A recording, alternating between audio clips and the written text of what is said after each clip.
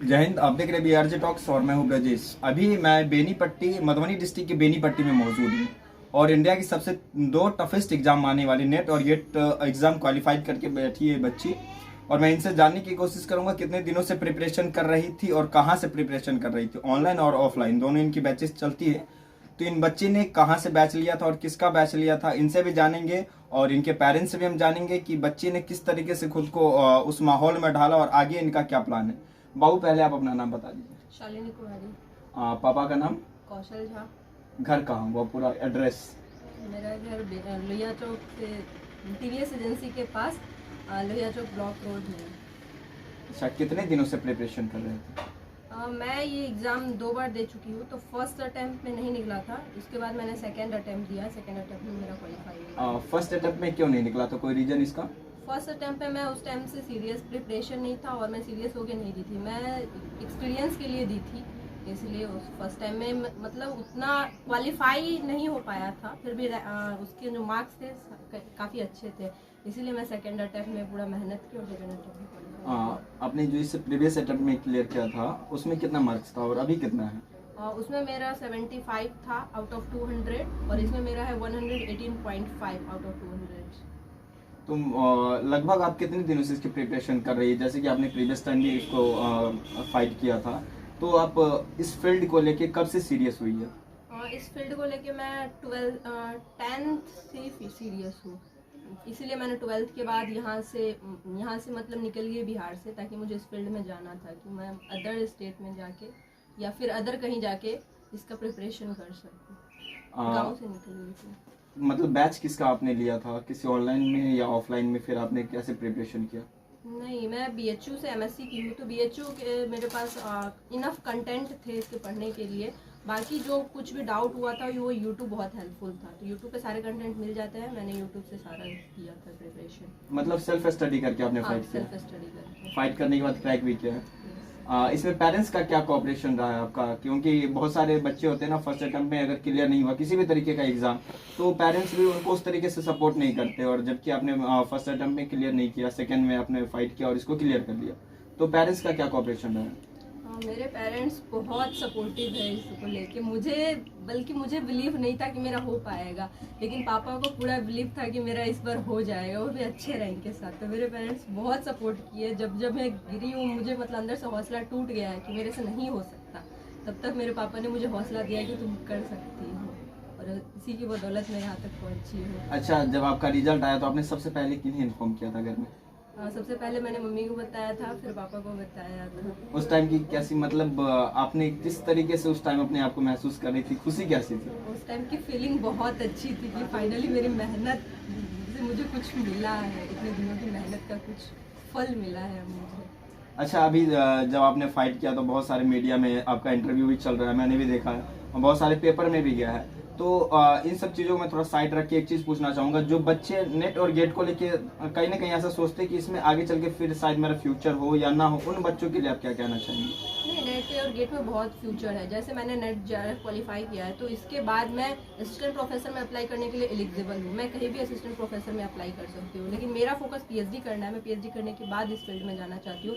तो आप किसी भी इंडिया के जितने भी हायर एजुकेशनल इंस्टीट्यूट है, जिन सबका बहुत बड़ा नाम है, जैसे IITs है, आईसर है, फिर IISc बेंगलोर है, इन सबसे आप PhD कर सकते हो। इन सबसे PhD करने के बाद आप किसी भी फील्ड में जा सकते हो, किसी भी CSIR केमिकल लैब में जा सकते हैं, रिसर्च कर सकते हैं, या फिर असिस्टेंट प्रोफेसर तो है ही। तो आपको किस में जाना है? मुझे अभी फिलहाल तो असिस्टेंट प्रोफेसर का सोच रही हूँ। वही सोचे, क्यों आगे फिर क्यों नहीं?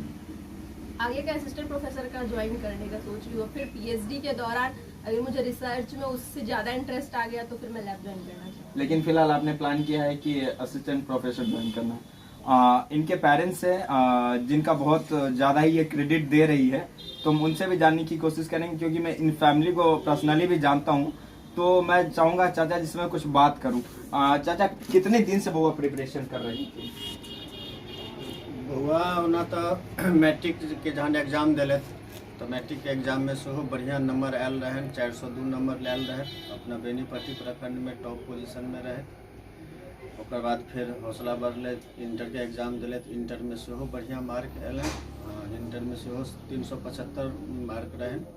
और अपना गांव में बढ़िया फर्स्ट रैंक में रहत। ओकर बाद देखलिए हिनकर पढ़ के जे टैलेंट देखलिए तो हमरा ई लागल जे ई बच्चा आगा बढ़ सकैया और आगा बढ़ के बहुत कुछ कऽ सकैया, तो हम एकरा और प्रोत्साहित करऽ लगलिए। तो गांव के जे माहौल छलै बेनीपट्टी में ओहि तरह के फैसिलिटी नहीं रहे, तहन ओकर बाद हिनका हम राजस्थान उदयपुर यूनिवर्सिटी में बीएससी पर के लेल भेजलहुँ। ओतऽ से बीएससी केलथि, बढ़िया मेहनत के साथ केलथि, बढ़िया में रैंक सेहो एलै।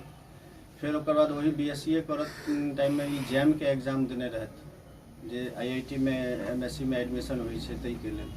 संजोगवश ओहि टाइम में वो जैम के एग्जाम नहीं क्लियर भऽ पेलै, तब बच्चा बहुत हतोत्साहित भेलथि, टूटि गेल रहथि जे आब आगाँ हमरा से नहीं पढ़ि सकैत हैत। ओकर बाद हम हौसला बढ़ेलिए, बहुत तरह से हिनका प्रोत्साहन दिलियनि और ई कहलियनि जे बेटा अखन यहाँ के फर्स्टे राउंड है, अखन ई कोनो लास्ट नहीं छै जैम, बहुत आगा ऑप्शन है, आगा अहाँ और ट्राई करू। फिर ओकर बाद हम ही इनका सजेस्ट केलियनि जे बीएचयू के लेल, डीयू के लेल, सीयूसीटी के लेल अहाँ अप्लाई करू। आईआईटी में नहीं भेलिए तो की हेतै, इहो सब बढ़िया रैंक के कॉलेज छै, ओहो में अहाँ के भेट जायत। ओहि समय में कहले जे पापा एकर सबके एग्जाम बहुत टफ होइ छै, तहन हुनका प्रोत्साहन केलियनि जे बेटा टफ होइ छै कोनो बात नहीं हेतै तऽ नहीं हेतै, अहाँ ट्राई करियो, अहाँ अपना मेहनत करियो। और तहिना बच्चा मेहनत केलक, ट्राई केलक और संजोग भगवती के आशीर्वाद देखियो जे डीयू में सेहो सेलेक्ट क्वालिफाई कऽ गेलथि, बीएचयू में सेहो क्वालिफाई कऽ गेलथि और सेंट्रल यूनिवर्सिटी में सेहो क्वालिफाई केलथि। तहन फिर लास्ट में जाकर बीएचयू में एमएससी में एडमिशन केलथि। तो हमरा तरफ से तो जतेक जना जे भेलै प्रोत्साहित करैत गेलियनि, लगन हिनकर छलनि, मेहनत हिनकर छलनि, बस आशीर्वाद और सपोर्ट हमर छलै। ना तो हमारी ये स्थिति नहीं है जो हमार बच्चा, हमारा परिवार के बच्चा आई रैंक पर पहुंच जाए, लेकिन वह एक लगन और एकर मेहनत के बदौलत और हमार सबके प्रोत्साहन के बदौलत आई मुकाम पर पहुँचले थे। अच्छा, जहन अहाँ के एक बेर में दू टा रिजल्ट के खबर भेटल तऽ केहन महसूस करै छलहुँ? केहन महसूस करै छलहुँ हैं जे एकदम गर्व से हमर सीना प्रफुल्लित भेल। और उस समय हमरा याद आबि रहलै जे बच्चा के जना हम प्रोत्साहित जे केलिए ओकर आइ हमरा रिजल्ट भेट रहलै और सब परिवार सब खुश छी जे हमर बच्चा आगा बढ़ि रहलै और एक पर एक सफलता अर्जित केने जा रहलै। बहुत बहुत धन्यवाद। सबसे बड़ी बात मैं ये बता दूं कि बेनीपट्टी भी अब एजुकेशन के मामले में पीछे नहीं रह गया है। इससे पहले भी यहीं की एक सीबीएसई बोर्ड से एफिलिएशन स्कूल है एसएस ज्ञान भारती, उसकी भी स्टूडेंट नीट क्वालिफाई की थी, अभी ये बच्ची नेट और गेट दोनों क्वालिफाई किए। तो इस बेनीपट्टी क्षेत्र में भी एजुकेशन को लेके स्टूडेंट के साथ साथ फैमिली भी अब बहुत ही ज़्यादा जागरूक हो चुके हैं, ये खुशी की बात है। और साथ ही साथ ये परिवार और ये बच्ची धन्यवाद की पात्र है कि इस तरीके से बच्ची टूटने के बाद भी उनको अपने पेरेंट्स की तरफ से, अपने परिवार की तरफ से हमेशा मनोबल को बढ़ाने का काम किया गया है। क्योंकि हमारे क्षेत्र का जो ज़्यादातर हाल ये होता है कि बच्चा एक बार अगर टूट जाए तो उनके पेरेंट्स और उनको अलग अलग तरीके से प्रताड़ित करने लग जाते हैं, चाहे कि मानसिक स्थिति से हो या फिर आप इकोनॉमिकली सपोर्ट हो, उनको नहीं मिल पाता है। तो इस बच्ची को सारा चीज मिला और इस बच्ची ने रिजल्ट दिया। तो मैं अपने पूरे टीम के साथ इन बच्ची के उज्जवल भविष्य की कामना करता हूँ। जय हिंद।